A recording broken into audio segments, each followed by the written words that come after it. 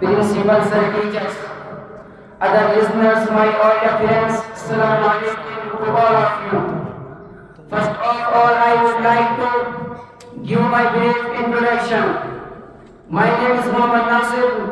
I stay in the first class of Ahmed Actress Jami Siddiqia and Ulum. Today I am going to deliver a speech in the topic, Allah is the Creator. I hope you listen me carefully. An engineer knows how to build a house, but if he decides to do so, he would need iron, wood, cement, etc. An engineer can build a house, but he cannot make iron. He cannot make wood, nor can he make a house without all these things. Allah can create anything out of nothing. He is all powerful, but how can we learn all about Allah? There is a sacred book which tells us everything about Allah. It is the most important book in the world. This book is the Holy Quran. The Muslim married the most. Reciting the Holy Quran is alright to know Allah and what He wants us to do.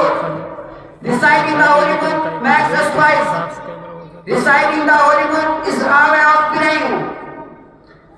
Here are some of the wonderful things the Quran tells us about Allah.